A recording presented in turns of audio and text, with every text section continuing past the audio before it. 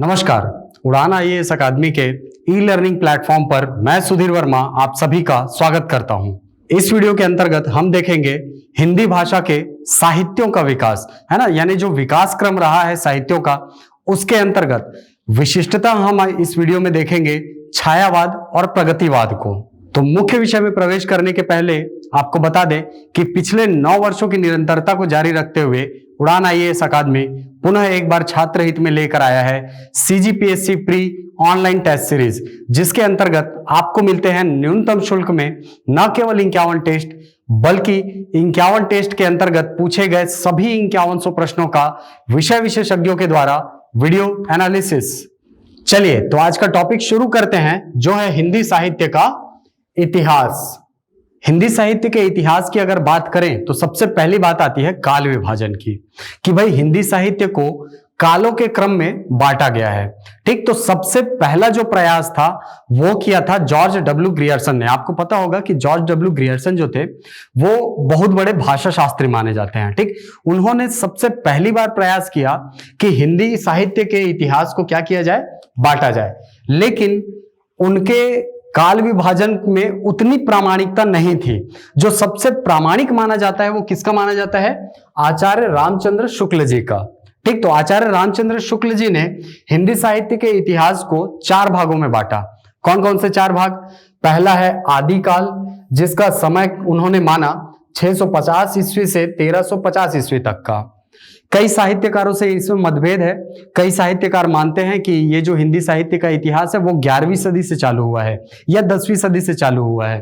ठीक, लेकिन आचार्य रामचंद्र शुक्ल जी ने कहा कि जो अपभ्रंश की जो रचनाएं हैं वो भी किसकी रचनाओं के अंतर्गत आनी चाहिए, हिंदी साहित्य की रचनाओं के अंतर्गत। ठीक है, इसीलिए हमीर रासो या जो रास साहित्य है, जो सिद्ध साहित्य है, उन सभी को हिंदी साहित्य के अंतर्गत रखने का जो काम है वो किन्होंने किया, आचार्य रामचंद्र शुक्ल जी ने किया था। ठीक, तो इन्होंने जो पहला काल बताया आदिकाल, उसका समय कितना, 650 ईस्वी से 1350 ईस्वी तक का। ठीक, दूसरा काल इन्होंने कहा भक्ति काल का, जिसको उन्होंने समय माना है 1350 से लेकर 1650 ईस्वी तक का। ठीक है, यह समय मुस्लिम आक्रमणकारियों का काल था और मुगल सत्ता का जो वर्चस्व था वो पूरे भारत में देखने को मिलता था। उस काल में जो साहित्यों की रचना हुई वो मुख्यतः भक्ति प्रधान थी, इसीलिए इसको उन्होंने नाम दिया क्या, भक्ति काल। इसी काल में रामचरितमानस लिखा गया। इसी काल में सुरसागर, सुरसारावली साहित्य लहरी, ठीक है, नरसिंह जी का मायरा मीराबाई के द्वारा लिखी गई। ठीक है, इस प्रकार की जो भक्ति प्रधान रचनाएं हैं वो आपको भक्ति काल में देखने को मिलती है। ठीक, तीसरा काल है रीति काल। रीति काल जो है समय है ना, इसमें जो व्याकरण है, संस्कृत का व्याकरण, उसके लक्षणों के आधार पर व्याकरण की रचना की गई। ठीक है, या यूं बोले कि उसके लक्षणों के आधार पर काव्य ग्रंथों की रचना की गई और उसी के आधार पर जो साहित्यकार हैं उनको 3 भागों में बांटा जाता था, जैसा कि मैंने पिछली कक्षा में बताया था आपको, है ना। एक कहलाए रीति सिद्ध कवि, जो रीतियों से बिल्कुल बंध कर काम करते थे, जो रीति आचार्य लेवल के थे, जो है ना, उनको क्या कहा गया, रीति सिद्ध कवि। ठीक है, रीतिबद्ध कवि आते हैं और फिर रीति मुक्त कवि। ठीक, तो रीति मुक्त कवि में कौन आते हैं, आपके घनानंद, उनकी रचनाएं। ठीक है, इस काल में बहुत ज्यादा हमको श्रृंगार परक रचनाएं मिलती हैं। ठीक है, यानी श्रृंगार रस और अलंकार, इन दोनों का प्रचुर मात्रा में प्रयोग आपको रीति काल में देखने को मिलता है। ठीक, हमारा अगला काल इन्होंने कहा आधुनिक काल। ठीक है, आधुनिक काल के अंतर्गत 1850 से लेकर वर्तमान समय तक जो साहित्य लिखे गए हैं उनको रखा गया है। ठीक, आज हम मुख्य रूप से बात करेंगे इस आधुनिक काल को जो अन्य 6 भागों में बांटा गया है उसके अंतर्गत आने वाले 2 कालों के बारे में या 2 वादों के बारे में। ठीक है, देखते हैं कौन सा। जैसा कि मैंने आपको कहा कि आधुनिक काल को पुनः कितने भागों में बांटा गया है, 6 भागों में बांटा गया। ठीक, पहला युग था भारतेंदु युग। ठीक है, हरिश्चंद्र भारतेंदु, आपने नाम सुना होगा, अंधेर नगरी, चौपट राजा। ठीक है, उनकी रचना थी, उन्हीं की रचना थी, हरिश्चंद्र भारतेंदु की। उनके नाम पर इस युग का नामकरण किया गया और समय कितना 1850 से 1900 ईस्वी तक का। इस समय के साहित्यों में सबसे ज्यादा आपको राष्ट्र प्रेम की भावना मिलती है। क्यों? क्योंकि हमारी सामाजिक परिस्थिति वैसी थी, राष्ट्र में विद्रोह की भावना थी अंग्रेजों के खिलाफ। और एक बात ध्यान रखिए, समाज जो है ना, वो नितांत प्रभावित करता रहता है किसको? साहित्यों को। इसीलिए कहा जाता है कि साहित्य जो है वो समाज का दर्पण होती है। ठीक, तो इस काल में भारतेंदु युग में आपको राष्ट्र प्रेम की कविताएं मिलेंगी। दूसरा युग आता है हमारा द्विवेदी युग, जिसका नामकरण किया गया है महावीर प्रसाद द्विवेदी के नाम पर।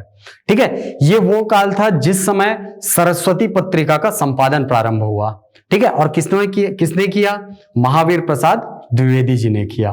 तो उस काल की जो रचनाएं हैं, है ना, सन 1900 से लेके 1920 तक की रचनाएं, वो किसके अंतर्गत आती हैं? द्विवेदी युग की रचनाओं के अंतर्गत आती हैं। ठीक, तीसरा जो युग था उसका नाम दिया गया छायावादी युग, इसको हम अभी डिटेल में पढ़ेंगे। चौथा युग है प्रगतिवादी युग, जिसमें आपको मार्क्सवाद की भावना देखने को मिलेंगी। पांचवा युग है प्रयोगवादी युग, जिसमें आधुनिक कविताओं में प्रयोग बढ़े हैं। ठीक है, या यूं बोला जाए कि प्रयोग जो था हिंदी कविता में, नए नए प्रयोग प्रारंभ हुए कब? प्रयोगवादी युग में। ठीक है, जिसके अंतर्गत आपका हालावाद आएगा बाद में। ठीक, तो 1950 अगला जो है छठवां हमारा, वो है आधुनिक कविता युग। ठीक है, आधुनिक कविता का युग, जिसके अंतर्गत आपको आधुनिक कालीन कविताकारों की रचनाएं देखने को मिलती हैं। ठीक, तो आज के हमारे मुख्य टॉपिक में रहेगा कौन? एक रहेगा छायावाद और दूसरा रहेगा प्रगतिवाद। यानी यूं बोले कि 1920 से लेकर के 1943 ईस्वी तक के साहित्यों के बारे में अभी हम चर्चा करने वाले हैं।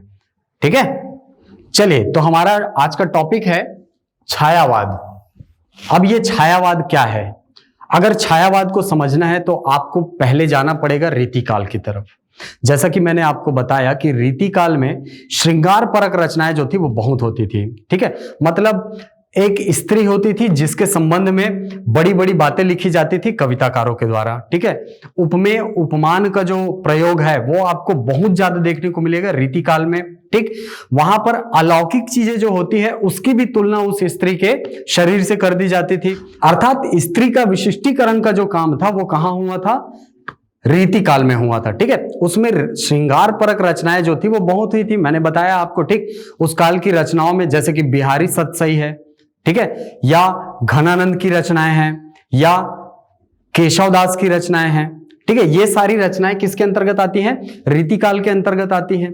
ठीक, रीतिकाल की रचनाओं में जैसे कि मैंने आपको बताया कि स्त्री का वस्तुकरण हो गया था, अर्थात एक विशिष्टीकरण हो गया था।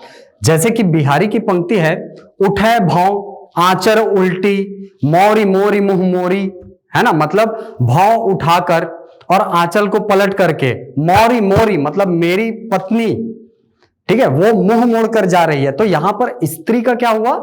वस्तुकरण हो गया। ठीक, वहीं अगर घनानंद की एक रचना देखें, है ना, उसके अंतर्गत आती है पंक्तियां कि कहत नटत खींचत मीछत, मिलत खिलत लजियात, भरे मौन में करत है नैननु से सब बात।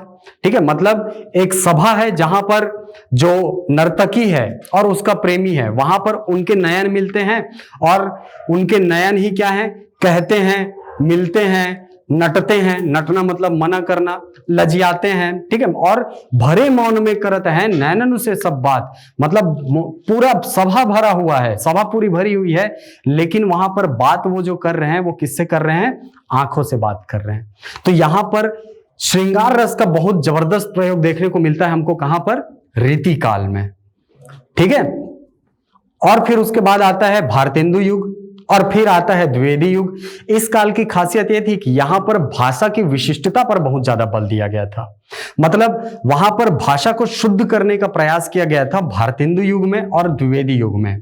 ठीक है, वहां पर आपको श्रृंगार परक रचनाएं जो थे वो बहुत कम देखने को मिलती हैं। ठीक, अब उसके बाद आता है आपका काल कौन सा? छायावाद का काल। अब छायावाद के काल में क्या हुआ कि जो ढर्रे पे चले आ रहा है पिछले 40 साल से, पिछले 50-60 साल से, है ना, कौन सा? भारतेंदु युग और द्विवेदी युग की रचनाएं, उसको ताक पर रखकर पुनः एक बार श्रृंगार की रचनाएं प्रारंभ होती हैं। ठीक है। इस काल के कवियों में महादेवी वर्मा, सुमित्रानंदन पंत, जयशंकर प्रसाद, नाम सुना होगा आपने, सूर्यकांत त्रिपाठी निराला, ठीक है, इन सारे कवियों के नाम आते हैं। ठीक, इन्होंने प्रकृति का चित्रण किया और प्रकृति के प्रति प्रेम का वर्णन किया और श्रृंगार रस उसमें उड़ेल कर रख दिया, या यूं कहें कि प्रकृति को आधार बनाकर उन्होंने प्रेम की जो अभिव्यंजना है उसको प्रकट की है इस काल के अंतर्गत। ठीक है, अब बात आती है कि इस छायावाद का नाम छायावाद क्यों पड़ा। ठीक है, तो ये जो नाम है वो वस्तुतः एक उपहास के रूप में नाम रखा गया था, एक व्यंग्य के रूप में इसको क्या कहा गया था, छायावाद कहा गया था। जैसा कि मैंने आपको बताया कि जो सुमित्रानंदन पंत हो गए, जिनको प्रकृति का चितेरा कवि भी कहते हैं, ठीक है, महादेवी वर्मा हो गई या जयशंकर प्रसाद हो गए, इन्होंने क्या किया, इन्होंने श्रृंगार रस को पुनः स्थापित करने का प्रयास किया था इस काल के अंतर्गत। तो व्यंग्य के रूप में जो उस काल के जो द्विवेदी युग के जो रूढ़ कवि थे या भारतेंदु युग के जो रूढ़ कवि थे, उन्होंने कहा कि भाई ये कवि लोग कुछ नहीं कर रहे हैं, ये लोगों की जो रचनाएं हैं वो क्या है, मानव मन की छाया है, और वहीं से ये नाम पड़ा छायावाद।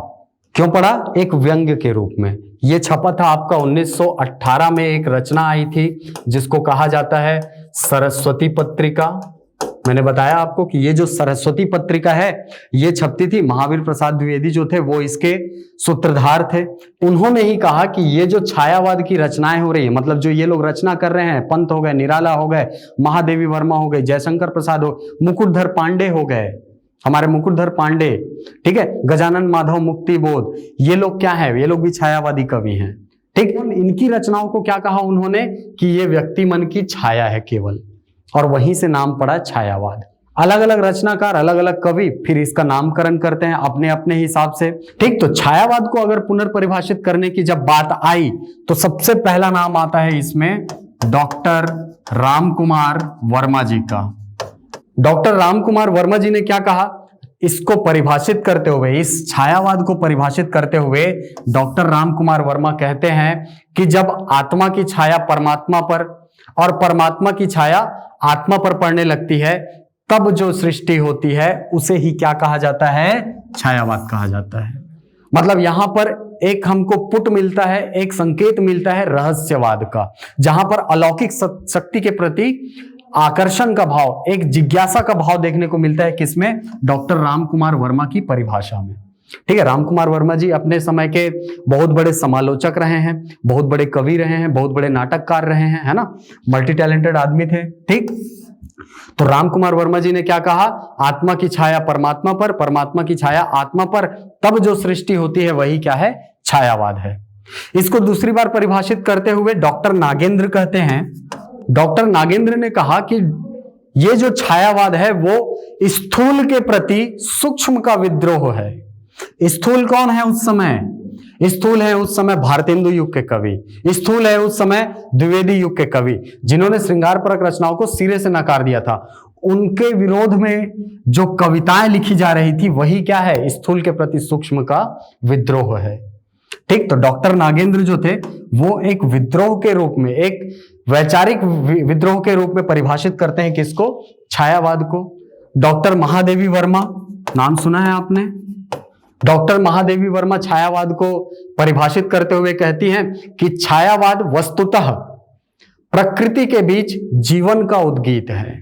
मैंने आपको बताया कि प्रकृति और मानव जीवन दोनों के बीच संबंधों का जो बखान है वो हमको कहां देखने को मिलता है, छायावाद में देखने को मिलता है। ठीक है, आप महादेवी वर्मा की निहार पढ़िए, रश्मि पढ़िए, निर्जा पढ़िए, सारे के सारे प्रकृति पर आधारित है। सुमित्रानंदन पंत की रचना आपने पढ़ी होगी, सतपुड़ा के घने जंगल, प्रकृति पर आधारित है।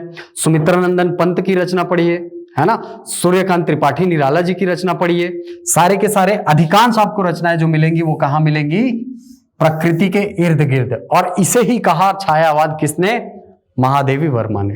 व्यक्ति का प्रकृति से जुड़ाव ही क्या है, छायावाद है। इन्होंने एक शब्द प्रयोग किया है अपने परिभाषा में, कहा कि इसका मूल जो है वो कहां है, सर्वात्मवाद में है।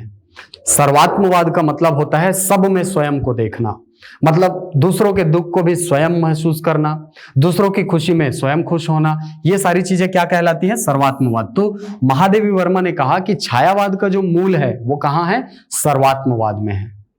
ठीक, चलिए तो अब बात करते हैं, ये जो छायावाद है इस काल में जो रचनाएं लिखी गई उनकी प्रमुख विशेषताओं पर। तो पहली विशेषता तो यही है, क्या है पहली विशेषता, कि इस काल में प्रकृति का चित्रण हुआ है, प्रकृति का चित्रण हुआ है। ठीक है। दूसरा, श्रृंगार रस को पुनः स्थापित करने का प्रयास किया गया है। तीसरी विशेषता, इसमें स्थूलता के स्थान पर हमको क्या दिखती है, सूक्ष्मता दिखती है। चौथी विशेषता की अगर बात करें तो शैली, भाव और अभिव्यंजना। देखिए 3 चीजों का प्रयोग कर रहा हूं मैं, शैली, भाव और अभिव्यंजना। इन तीनों में जो उस समय के रूढ़ कवि थे उनकी तुलना में अधिक ज्यादा हमको क्या मिलता है, भाव देखने को मिलता है, अभिव्यंजना देखने को मिलती है, उनकी शैली ज्यादा परिपक्व देखने को मिलती है हमको। ठीक है। निराला जी की बहुत सारी कविताएं हैं, आपने सुनी होगी, वरदे वीणावादिनी वरदे, रचना किसकी, सूर्यकांत त्रिपाठी, निराला जी की। तो भाव व्यंजना में और शैली में नवीनता हमको देखने को मिलती है। अगली विशेषता की अगर बात करें तो अगली विशेषता है, नारी को भोग की वस्तु से हटा करके प्रकृति के रूप में चित्रित किया गया। यहां पर भोग की वस्तु नहीं है वो, ठीक है, यहां पर भोग की वस्तु के रूप में परिभाषित नहीं किया गया, बल्कि परिभाषित किया गया उसको प्रकृति की देवी के रूप में। आप सूर्यकांत त्रिपाठी निराला जी की रचना देख लीजिए, इसी काल की, राम की शक्ति पूजा, सरोज स्मृति। ठीक है। तो वो हमको कहां देखने, उसमें हमको क्या दिखता है, उसमें हमको दिखता है नारी के प्रति श्रद्धा का भाव, उसको पुनः समाज में स्थापित करने का भाव जो है वो कहां देखने को मिला, इस छायावाद की रचना में। क्लियर। अगली विशेषता बोले तो स्वानुभूति की विशेषता है इसमें। स्वानुभूति का मतलब स्वयं को अनुभूत करना, खुद को महसूस करना, स्वानुभूति कहलाती है। तो इस काल की रचनाओं में हमको स्वानुभूति देखने को मिलती है, स्वयं को प्रकृति का अंग मानना, ये इस काल की विशेषता है। ठीक है। अच्छा, मैंने आपको एक और बात कही कि छायावादी जो कविताएं हैं या छायावादी जो रचनाएं हैं उसमें हमको एक चीज देखने को मिलता है, क्या, रहस्यवाद।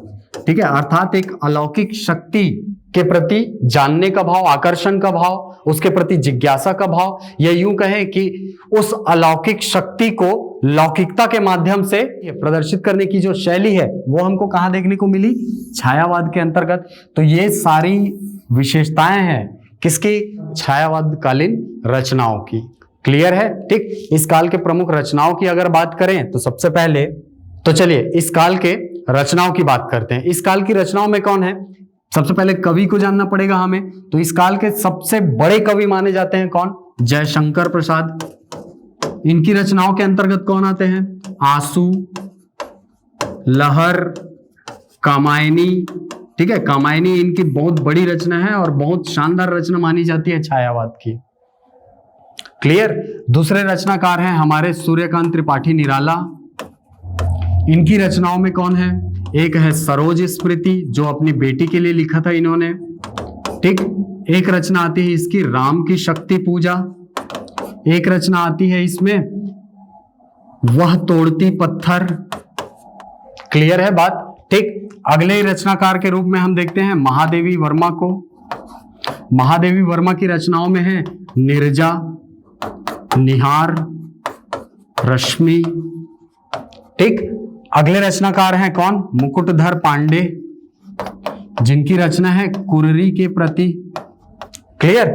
एक रचनाकार है हमारे, एक रचनाकार है सुमित्रानंदन पंत, जिनकी रचनाएं कौन कौन सी है, एक है आपका स्वर्णधूलि, एक है उच्छ्वास। ठीक है। स्वर्णधूलि, उच्छ्वास, रजत शिखर, वीणा। इनकी एक और रचना है लोकायतन। ठीक। तो ये रचनाएं जो है किसकी है, सुमित्रानंदन पंत की। और ये 4 जो रचनाकार हैं, ठीक है, मुकुटधर पांडे को तो हमने इस काल का प्रवर्तक माना है कुर्री के प्रति को। ठीक है। लेकिन ये जो 4 रचनाकार हैं कौन कौन से, एक है आपके सुमित्रानंदन पंत, एक है सूर्यकांत त्रिपाठी निराला, एक महादेवी वर्मा और एक जयशंकर प्रसाद। इन चारों को छायावाद का आधार स्तंभ कहा जाता है। चलिए तो हमारा अब अगला काल है प्रगतिवाद। प्रगतिवाद में अगर इसके काल की बात करें तो कितना है, 1936 से लेकर के 1943 ईस्वी तक। ठीक। अब बात यह आती है कि प्रगतिवाद, नाम ये प्रगतिवाद क्यों पड़ा, ठीक है। तो आप देखेंगे कि ये जो 1930 का दशक है, उस समय एक बहुत बड़ी विचारधारा के रूप में जन्मा था कौन? मार्क्सवाद, ठीक। और इस काल की रचनाओं में आपको पूर्णतः दिखेगा प्रभाव किसका? मार्क्सवाद का। और मार्क्सवाद उस काल की सबसे ज्यादा प्रगतिशील विचारधारा मानी जाती थी, इसीलिए इस काल का नामकरण क्या रखा गया? प्रगतिवाद रखा गया। क्लियर है इसका नाम क्यों पड़ा प्रगतिवाद? ठीक, क्योंकि ये जो काल है वो एक विचारशील जो विचारधारा थी, कौन सी? मार्क्सवाद, इससे बहुत ज्यादा प्रभावित थी। हमारे बहुत बड़े बड़े कवि जो थे वो भी मार्क्सवाद से प्रभावित हो चुके थे उस समय, ठीक। जैसे कि हमारे यहाँ मुक्तिबोध को ही ले लीजिए, ठीक।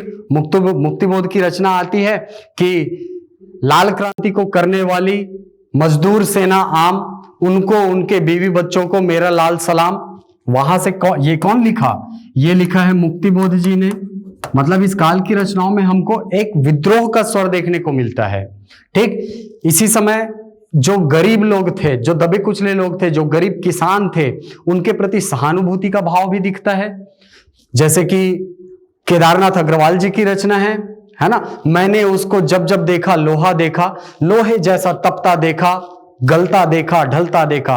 अंत में बोलते हैं मैंने उसको गोली सा चलता देखा। मतलब गरीब आदमी पर अगर आप अति अत्याचार करेंगे तो वो निश्चित रूप से क्या करेगा? विद्रोह करेगा। तो यहां पर केदारनाथ अग्रवाल जी हैं, उन्होंने भी अपनी रचना भरी। क्या कहा? मैंने उसको जब जब देखा लोहा देखा, गोली सा चलता देखा, ठीक है। इसके अलावा हमारे जो दिनकर जी हैं, उन्होंने भी रचना लिखी। क्या कहा? समर शेष है नहीं पाप का भागी केवल व्याध, जो तटस्थ हैं वो समय लिखेगा उनका भी अपराध। मतलब हर किसी को इस रण में भागीदार होना ही चाहिए। ये विचारधारा किसकी थी? मार्क्सवाद की थी, ठीक है। दिनकर जी, मुक्तिबोध जैसे बड़े बड़े कवि जो थे वो भी मार्क्सवाद से प्रभावित होकर थोड़ी बहुत रचनाएं कर रहे थे, ठीक। तो इस काल की अगर विशेषताओं की बात करें तो सबसे पहली विशेषता हमको यही मिलती है कि इस काल में हमको क्या दिखता है? शोषितों के प्रति सहानुभूति दिखती है। दूसरा, जो शोषक वर्ग है उनके प्रति आक्रोश दिखता है। तीसरी विशेषता की अगर बात करें तो मार्क्सवाद दिखता है हमको, मार्क्सवाद का प्रभाव बिल्कुल दिखता है। चौथी विशेषता की बात करें तो इस काल में देखिए, ये जो काल है इसको लोकधुनों का काल भी कहा जाता है। लोकधुन क्या होते हैं? चलिए मैं बताता हूं, है ना। लोकधुन पर आधारित काव्य इस काल में बहुत सारे लिखे गए, ठीक है। इस काल में सबसे बड़ी उपलब्धि यही रही है कि जो लोकधुन थे, जो लोक संगीत थे, जो आम जनता के बीच प्रसिद्ध थे। आपने सुना होगा कि बैरिस्टर छेदीलाल जी रामलीला का मंचन करते थे और जन जागृति फैलाते थे। यही क्या है? लोकधुन है। मतलब लोक की संस्कृति में जाकर के लोक की संस्कृति का अनुपालन करते हुए अपना संदेश उन तक संप्रेषित करना ही क्या है? लोकधुन कहलाता है। अगली विशेषता में देखें तो ग्राम्य प्रकृति हमको दिखती है। ग्राम्य प्रकृति का मतलब क्या होता है? समस्याओं की तरफ ध्यान केंद्रित होना। देखिए, जैसे कि मान लीजिए कोई पर्यटक है, वो आता है मैन पार्ट देखेगा तो उसके दिमाग में सबसे पहले क्या आएगा? वाह क्या पहाड़ है, क्या प्रकृति है, क्या नदियां है, क्या टाइगर पॉइंट है, क्या मछली पॉइंट है, मेहता पॉइंट है। लेकिन उसी समय में मान लो कोई किसान है जो वहां खेती करता है, उसके दिमाग में क्या चल रहा है? इस साल भी पानी नहीं गिरा तो क्या होगा? इस साल भी पशु अगर मेरे फसल को बर्बाद कर दिए तो क्या होगा? इस साल भी ओले गिर गए तो क्या होगा? मतलब उसका ध्यान जो है वो कहाँ है? समस्याओं की तरफ है। और यही प्रकृति क्या कहलाती है? ग्राम्य प्रकृति कहलाती है। क्लियर है? ठीक। तो ये 5 विशेषताएं इस काल के साहित्यों में हमको देखने को मिलती हैं। मार्क्सवाद पर प्रभाव बहुत ज्यादा मिलता है हमको, मार्क्सवाद का प्रभाव इस काल के साहित्यों में, ठीक है। अच्छा, इस काल की एक और विशेषता हमको देखने को मिलती है कि जो साहित्यकार हैं वो क्या चाहते हैं? सामाजिक व्यवस्था में परिवर्तन चाहते हैं। सामाजिक व्यवस्था में परिवर्तन की जो अभिव्यंजना है, जो गूंज है, वो हमको इस काल के साहित्य में देखने को मिलती है प्रगतिवाद में। क्लियर? ठीक। चलिए, तो इस काल के कुछ कवियों और कुछ लेखकों के बारे में बात कर लेते हैं। चलिए, तो इस काल के प्रमुख रचनाकार में सबसे बड़ा नाम जो आता है वो किसका आता है? दिनकर जी का। रामधारी सिंह दिनकर, ठीक है, बहुत विद्रोही कवि थे, ठीक है। इनकी रचनाओं में है कुरुक्षेत्र, रश्मिरथी, ठीक। अगर इनकी और एक रचना की बात करें तो वो कौन सी थी? रेणुका, इसके अलावा हमको मिलती है निराला जी की रचना, है ना, सूर्यकांत त्रिपाठी निराला जी की रचना। इनकी रचना मिलती है कुकुरमुत्ता, ये भी प्रगतिवादी रचना मानी जाती है। इसके बाद एक रचना मिलती है हमको सुमित्रानंदन पंत की, मिलती है युगवाणी, युगांत, और एक रचना मिलती है इनकी ग्राम्या। ये तीन रचनाएं जो सुमित्रानंदन पंत जी की है वो किसके अंतर्गत आती हैं? प्रगतिवादी रचनाओं के अंतर्गत आती हैं। एक रचनाकार मिलते हैं हमको, कौन? नागार्जुन। नागार्जुन की रचना है अकाल और उसके बाद बादलों को घिरते देखा है, बहुत प्यारी रचना है, ठीक है, अकाल और, ठीक, नागार्जुन की रचना क्या है? अकाल और उसके बाद बादलों को घिरते देखा है। तो ये जो चार कवि हैं ये मुख्य माने जाते हैं किसमें? प्रगतिवादी विचारधाराओं में, या यूं बोले कि प्रगतिवाद का जो काव्य है उसके आधार स्तंभ के रूप में आप इन चारों कवियों को मान सकते हो। आपके एग्जाम के दृष्टिकोण से महत्वपूर्ण है। यहां से आपको प्रश्न बनता है कि छायावादी कविता की विशेषताएं लिखें।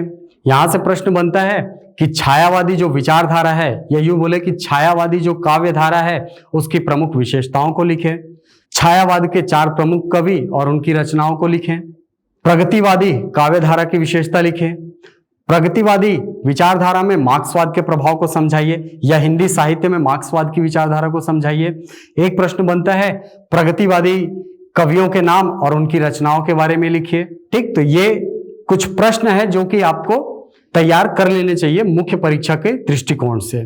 तो ये था मुख्य भाषा के पेपर नंबर 1 हिंदी के अंतर्गत एक महत्वपूर्ण टॉपिक, हिंदी भाषा के इतिहास का एक छोटा सा हिस्सा, छायावाद और प्रगतिवाद। आशा करता हूं आपको पसंद आया होगा। अगर पसंद आए तो वीडियो को लाइक करें, शेयर करें, सब्सक्राइब करें। मिलते हैं अगली कक्षा में कुछ नए टॉपिक्स के साथ, तब तक के लिए धन्यवाद।